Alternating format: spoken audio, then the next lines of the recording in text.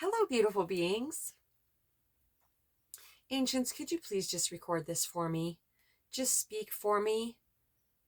Maybe it's the eclipse that's coming. I don't know, but I've tried several times to start recording, and my mind is really trying to compete with what just wants to flow through. Well, it's about the twin flame concept, so my mind spent years being incredibly busy about that.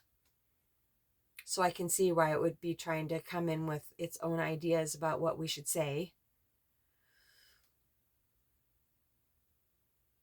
What I want to talk about as far as the twin flame concept goes is how important it is to release the resistance surrounding it.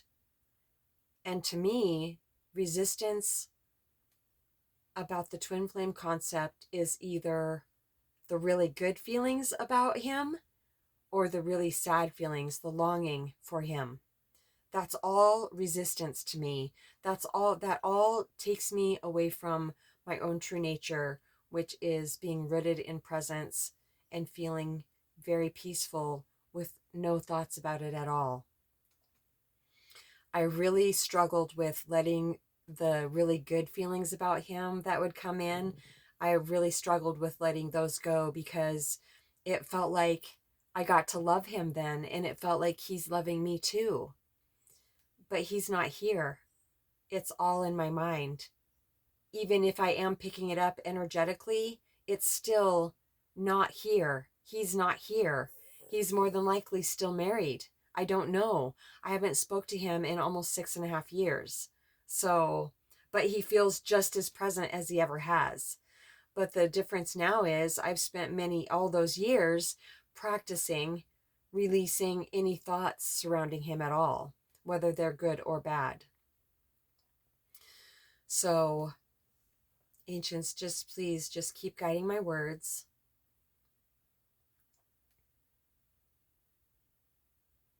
This morning, a certain song was coming in. Songs were coming in so clearly, just all of a sudden, and the feeling from him that I absolutely knew that these songs were coming from his higher self to me. And I was on a high with that for many years. I made cosmic playlist love songs of those songs. The last one that I had I believe 317 cosmic love songs on it. And he came in on my channel as somebody else and said, OMG, I just have to see this playlist. And I knew right away that it was him, and so I made it public, and then I started speaking to him through that playlist, just certain things that would come in. And of course I never got a response, and that is how it has been. Our whole separation for the last almost 6.5 years, I've reached out, I think, 5 times and just got my ass kicked so bad because there was no response ever. We've not had one conversation since the day we parted. And that's exactly how it's supposed to be. And it's not just because he's married. You know, judge me all you want, but if you had a connection like this, you would fully understand it. But if you don't, you're not going to understand it at all. It's a deep, deep soul connection, they're saying. And so I understood that the reason he didn't respond to me, I wasn't trying to ruin his life. I just wanted to have a conversation and have some closure. But the reason that he hasn't been able to do that is, one reason is because he's honoring his marriage. And the other major reason is because he wouldn't be able to have closure. We wouldn't be able to have a conversation and say, he would never be able to say, I don't love you. I never want to be with you, because that's not how he feels. So that definitely made me feel better at times, remembering that. And now I know the reason that he doesn't contact me isn't just because he's married. It's because the divine is protecting me. The divine has made it impossible for him to reach out to me unless he absolutely was divorced. I went on a walk with Moonstar the other night. We go every single night. And I was talking about how I finally have gotten to the point where And it still feels like it could be very tempting to talk to him if he actually reached out and said, this is me. I'm not hiding who I am. I just really want to talk to you. I would not talk to him unless he's divorced. Completely. Not in the middle of it, not going to, none of that. Completely 100% divorced. And I feel he knows that too. Well, if you didn't know that, you certainly know that now, that there's absolutely no way that I would have a conversation with you unless you were divorced, because that would hurt me. And I'm not doing anything to hurt me anymore. I went through way too much agony over this to open that wound back up again. It's nice and healed up, and even though you still keep coming in, it doesn't matter. It's more than likely going to be like that for the rest of my life. I don't have to make a big deal out of it anymore. It's way more important for me to stay peaceful and happy. So if you're struggling with, not you, but anybody else, if you're, even you, whatever, if you're struggling with, you've been going through the twin flame concept lesson, or you have lost somebody that they've dropped their physical form, and you have a lot of guilt surrounding that connection, or longing, or hatred, or love, or but it's hurting you, whatever the it is hurting you, we would love to talk to you about that, because I feel like I have learned so much around being able to release all of those feelings that I didn't feel it was possible. I didn't feel it was possible to ever feel like I do now surrounding it. Ever. No, I didn't. I mean, I always said, if it's possible, I will achieve it. I know I've always said that. But a part of me just didn't feel like it was, because the feelings have been so strong. And the fact that he's still here in my energy, I felt like that's the one thing that was going to make it absolutely impossible to feel as peaceful as I do now surrounding it. But it's not. Nothing is impossible if we just keep trying. Ancients, is that it for now? I feel like my words are getting, I'm having a little bit of a hard time speaking, and my mind is trying to compete with what's flowing through, because an eclipse is coming day after tomorrow, and that's incredibly potent energy. Is that the new moon also? No, I don't think that's the new moon yet, on the 14th. I'm not sure. The one thing that they really want me to mention is I recorded a video, I think it's a couple months ago now, and it's titled Gaining Weight. Stop it, Doozer. It's a man on a bike. Stop.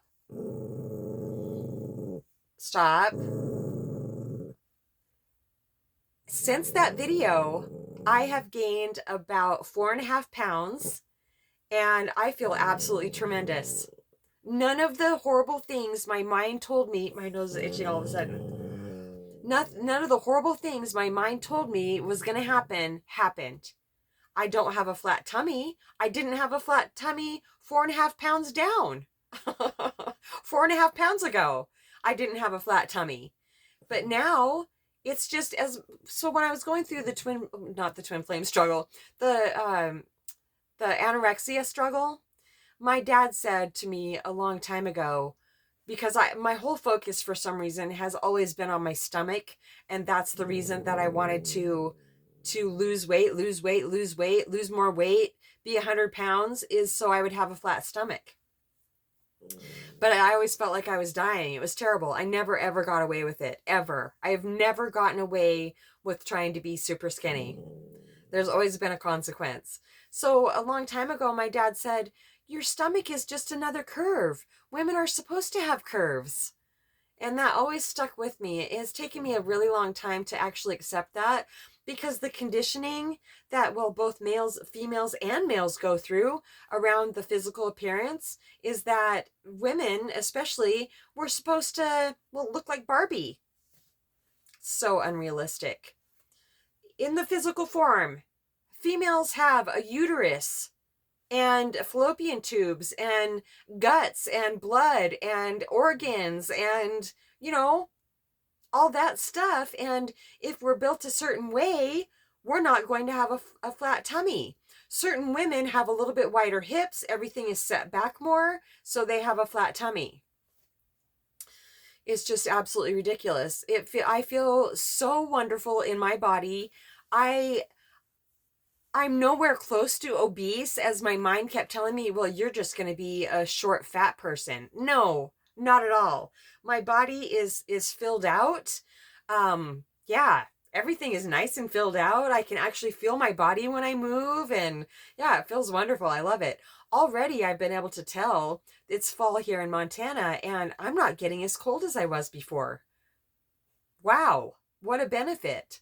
I have discovered that I'm glucose intolerant, so I can't have any of the wheat stuff, which is totally fine with me. It has not been difficult to cut that out. I've been lactose intolerant for a long time, so and I don't eat a whole lot of sugar. I do get the Lactaid chocolate ice cream, and that has sugar in it, but I don't eat that every single day of my life like I did when I was smoking marijuana either.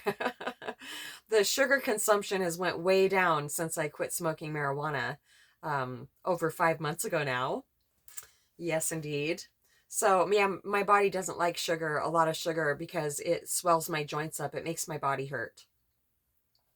And also, the weight that I used to gain when I was eating a lot of sugar is different than the weight that I've gained now since I stopped worrying about gaining weight. Oh gosh, I don't know why my nose is itching so bad. Oh, they're saying it's the effervescence. For some reason, they're showing me little teeny tiny bubbles in my nose when I start recording a video. They start, I don't know why that is. It's the channeling, they're saying. Seen other channelers also, and their noses start itching really bad. But I didn't just start this video, so I'm not sure why mine is. And Doozer doesn't shed, so it's not. I can't blame it on him. So it's just absolutely wonderful. Everything that my mind, every single thing my mind was saying, they're all the reasons why I shouldn't gain weight. They were absolutely untrue. It was all lies. Yes. So, is that it for now, ancients?